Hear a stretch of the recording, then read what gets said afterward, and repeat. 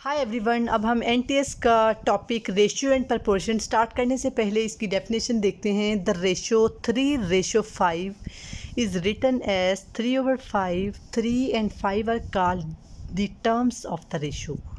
3 is the first term and 5 is the second term. ये हमारे पास first term होती है एंड ये सेकंड टर्म होती है। हम फर्स्ट टर्म को एंटीसीडेंट कहते हैं एंड सेकंड टर्म को कॉन्सिक्वेंट।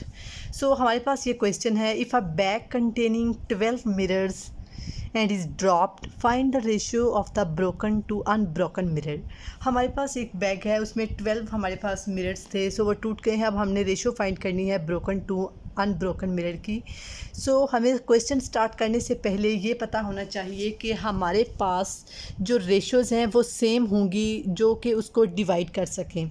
देन हम कहते हैं सिंस हमारे पास जो क्वेश्चन है, since 12 mirrors in the bag हैं, so 12 must be divisible by the sum of the terms in the ratio exactly. जो ये रेशोज़ हैं ये एग्जैक्टली 12 को पर डिवाइड होनी चाहिए। सो हम देखते हैं कि हमारे पास कौन सी रेशो है। वी सी दैट पहला हम देखते हैं कि 2 हमारे पास फर्स्ट रेशो है। 2 हमारे पास फर्स्ट रेशियो है। देन +1 ये हमारे पास 3 है। So it exactly divides the 12 3। सो हमारे पास ये 4 आ गया। सो करेक्ट ऑप्शन ए हमारे पास करेक्ट है। देन हम सेकंड देखते हैं, 1 + 1 = 2 है। ये भी 12 को डिवाइड कर रही है।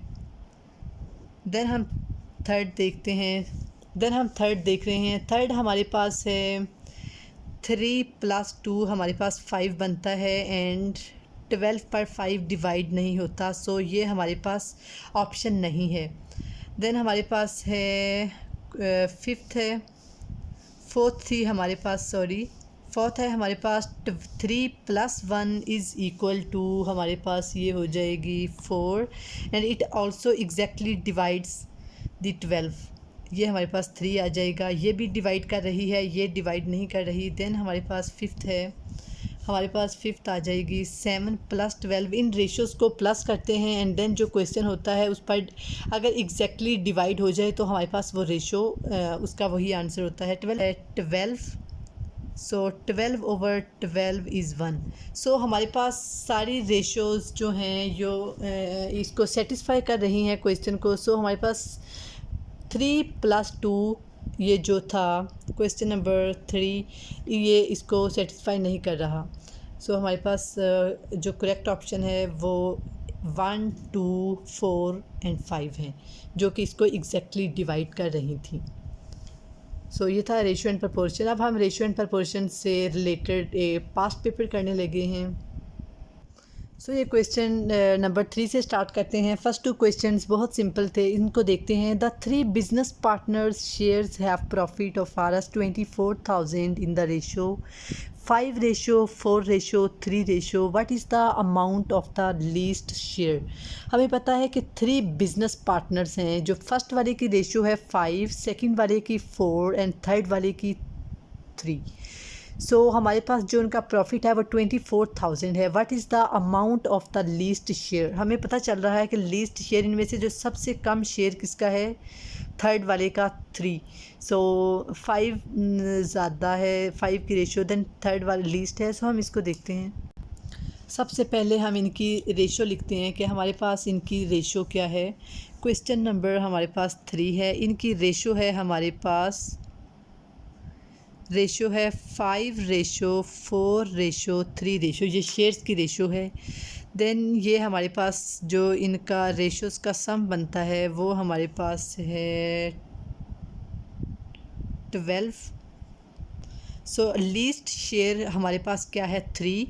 अब हम इनकी लीस्ट स्क्वायर हमारे पास है लीस्ट शेयर हमारे पास 3 है। 3 टोटल कितने शेयर्स हैं 12 मल्टीप्लाई बाय उनका प्रॉफिट कितना है 24,000। सो अगर हम इसकी कटिंग करें 3 1s are 3, 3 4s are 12 and 4 1s are 4, 4 6 are 24। So 6,000 is the correct option. A is the right option. सबसे पहले आपको कोई भी क्वेश्चन दिया गया है उसकी सबसे पहले रेशियो को प्लस करते हैं, देन हम उस क्वेश्चन को उस अकॉर्डिंगली सोल्व करते हैं। कोई हमारे पास जब उन्होंने कहा था the ratio of X and Y is ये, एक्स एंड वाई को हम कैसे लिखते हैं, X ratio Y is equal to 11/3। Then कहा गया था what is the value of 2x to Y, इसका क्या मतलब है, 2x टू वाई मतलब सिर्फ x के साथ एंड देन y क्या होगी, हमें पता है 2x टू वाई है 11/3, सो हम लिख सकते हैं 2 इंटू 11/3 इज़ इक्वल टू 11 2 ज़ा 22/3, so B is the right option. Simple question था। The ratio of X and Y is given था, एक्स और वाई को हम एक्स ओवर वाई लिखते हैं, देन 11/3 था। देन फाइंड करने के लिए 2x to Y, 2x to Y का मतलब था 2x over Y, 2x over Y का मतलब था 2x टू वाई, इसका मतलब ये था। इसका ऐसे भी लिख सकते हैं 2x to Y, 2x ratio Y. So हमने लिखा 2 इंटू 11/3, 2 इंटू एक्स ये था, हमने इसको मल्टीप्लाई करवा दिया है 22/3। सो हमारे पास 20 था right option. Then question number 6 हमारे पास है, if 80% application to a program were rejected, what is the ratio of the number accepted to the number rejected. तो ये क्वेश्चन बहुत सिंपल है। हम सपोज करते हैं कि हमारे पास जो टोटल रेशो है वो 100% है। सो हम कहते हैं 80% application to a program were rejected, so accept हमारे पास कितनी हुई, अगर हम कहते हैं कि हमारे पास 80% जो हैं वो रिजेक्ट हो गई हैं, रिजेक्टेड। सो एक्सेप्टेंस हमारे पास कितनी हुई, एक्सेप्टेड हमारे पास हो गई हैं 20%। सिंपल 20% मैंने किया है, 100% टोटल है, माइनस 80% इज़ 20%। सो हमारे पास जो रिजेक्टेड हैं वो हमारे पास 80% थी, सो एक्सेप्टेड हमारे पास 20% हैं। और जब कहा गया है what is the ratio of the number accepted to the rejected, accepted हमारे पास क्या है 20% एंड रिजेक्टेड हैं हमारे पास 80%। सो ये हमारे पास आ जाएगा 1/4। 1/4 का मतलब है 1/4 से हमारे पास ये था। जब हमारे पास एक चीज़ बताई गई हो, जैसे एप्लीकेशन रिजेक्टेड थी, हमने एक्सेप्टेड फाइंड कर ली, 100 माइनस 80 20% आ गया। Then ratio of number accepted to rejected था, एक्सेप्टेड हमें पता है 20 है, रिजेक्टेड 80 हैं, इज इक्वल टू 1/4। 1/4 को लिख सकते हैं 1/4। So 1/4 A is the right option. Then question हमारे पास है question number 7, what is the ratio of the circumference of a circle to its radius. सबसे पहले हमें एक सर्कल का एरिया एंड सर्कमफेरेंस पता होना चाहिए। सो यहाँ पर हम देखते हैं कि हमारे पास एक ये सर्कल होता है, ये इसका डायामीटर होता है। डायामीटर ऐसा जो कि दोनों पार्ट्स को इक्वली डिवाइड करे, इसका डायामीटर ऐसे भी हो सकता है जो दोनों को इक्वली डिवाइड करे। देन इसका डायामीटर ये भी हो सकता है जो हाफ ये वाला एंड हाफ ये इसको डिवाइड कर दे। सो हम डायामीटर के लिए कुछ भी कहीं से भी हम इसको क्रॉस कर सकते हैं। देन हमारे पास जो सर्कल का एरिया होता है वो हमारे पास सेंटर वाला पार्ट होता है, एरिया को हम कहते हैं सेंटर वाला। सो एरिया के लिए हमारे पास जो फार्मूला होता है वो होता है πr²। आपको ये पता होना चाहिए, अगर आपसे पूछा जाए कि एरिया फाइंड करें, सर्कल का एरिया फाइंड करें, सो हम πr² लगाते हैं। आर हमारे पास रेडियस होता है, रेडियस के लिए हमारे पास डायामीटर को अगर हाफ कर दिया जाए तो वो रेडियस होता है, ये रेडियस है हमारे पास। सो अगर हमारे पास रेडियस किसी भी तरीके से ये भी सर्कल, अगर जो डायामीटर यहाँ से लेकर इतना है, सो हमारे पास यहाँ से लेकर इतना रेडियस होगा। अगर ये हमारे पास टोटल डायामीटर है, सो रेडियस को हम कहते हैं d/2 is equal to radius. Diameter को अगर हाफ कर दिया जाए तो वो हमारे पास रेडियस होता है। अगर हम सर्कमफेरेंस की बात करें कि सर्कमफेरेंस हमारे पास क्या है, सो सर्कमफेरेंस हमारे पास अगर हम साइडों से इसको मेजर करना स्टार्ट कर दें, इसकी आउटर लेयर को एक रोप पकड़ के, सो हमारे पास ये सर्कमफेरेंस होता है। सर्कमफेरेंस का फार्मूला क्या होता है 2πr, ये सरकमफेरेंस का फार्मूला होता है 2πr। सो हमें क्या पता चला कि हमारे पास जो डायामीटर है वो सर्कल को इक्वली 2 पार्ट्स में डिवाइड कर देना, और वो हमारे पास डायामीटर होता है उसका हाफ पार्ट। देन हमारे पास रेडियस होता है, अगर डायामीटर को डिवाइडेड बाय 2 कर दिया जाए सो वो हमारे पास रेडियस होता है। एरिया के सर्कल का एरिया πr² होता है, सर्कल का सरकमफेरेंस 2πr होता है। सो अब हम करने लगे हैं ratio of the circumference of a circle to its radius, और हमारे पास इसका सलूशन क्या आएगा हम देखते हैं कि रेशियो हमने किस तरह फाइंड करनी है circumference to its radius. Circumference को मैंने सी टू इट्स रेडियस के, जबकि हमें पता है सरकमफेरेंस हमारे पास होता है 2πr एंड जो रेडियस है r is equal to r होता है, r is equal to r। Circumference to its radius 2πr/r। Then हमारे पास सरकमफेरेंस टू इट्स रेडियस इस r से कैंसिल हो गया, सो 2π।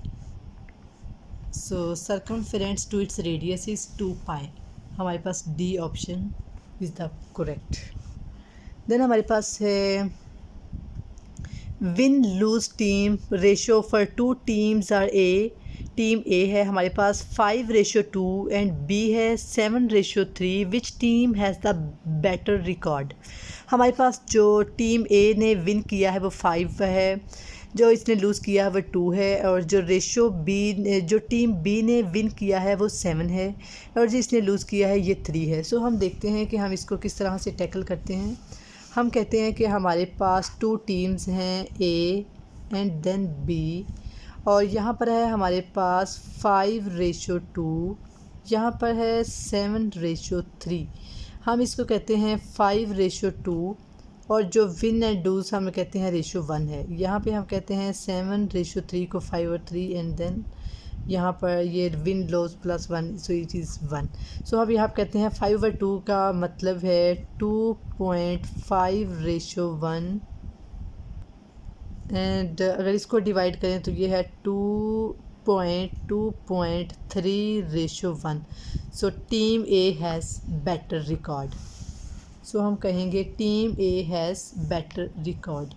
8 का A is the correct option. So if 15 workers can paint a certain number of houses in 24 days, how many days will 40 workers take working at the same rate to do the same job? So हमारे पास हैं 15 workers हैं और 24 days हैं। Then वो कहते हैं कितने और दिन लगेंगे 40 वर्कर्स को अगर वो सेम टाइम पे सेम जॉब करें, मतलब पेंट करने वाली। सो हम देखते हैं, हम कहते हैं कि हमारे पास 2 चीज़ें गिवन्स हैं, वर्कर्स एंड डेज़। हम कहते हैं हमारे पास 2 चीज़ें गिवन हैं, वर्कर्स एंड डेज़। वर्कर्स हमारे पास हैं 15 वर्कर्स, पेंट करते हैं 24 डेज़ में। देन हाउ मैनी डेज़ को हम एक्स कह लेते हैं, will take 40, how many days will 40 workers, now अब 40 वर्कर्स हैं। हमें पता है कि हमारे पास जो डेज़ हैं वो ज़्यादा हैं।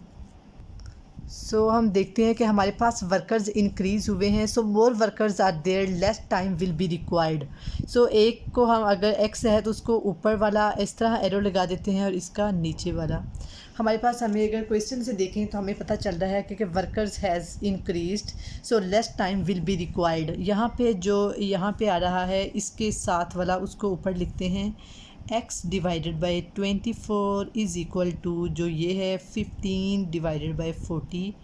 देन क्रॉस मल्टीप्लिकेशन करेंगे, 40x is equal to 15 multiply by 24। x find करने के लिए हम क्या करेंगे, 15 multiply by 24, 15 multiply by 24 over 40। सबसे पहले हमने क्या किया है, हमारे पास जितने यूनिट्स होते हैं वो हम लिख लेते हैं। अगर यहाँ पर होता वर्कर्स देन डेज़ और कुछ और भी यूनिट होता हम उसको भी कंपेयर कर सकते थे। यहाँ पर था वर्कर्स एंड डेज़, 15 वर्कर्स थे देन 40 हो गए। हमें पता है वर्कर्स इंक्रीज़ हो गए हैं and the less time will be required, वो जल्दी काम ख़त्म कर लेंगे। डेज़ थे 24 एंड देन एक हमें नहीं पता था उसको हमने एक्स ले लिया। देन जो यहाँ से स्टार्ट करते हैं, x divided by 24 is equal to 15/40। For x find करने के लिए divided by 40, so 15 multiply 24/40 is equal to 9 days will required. पहले थे 24, अब वर्कर ज़्यादा हो गए हैं तो सिर्फ 9 days उनको रिक्वायर होंगे। सो 9 days, D is the right option.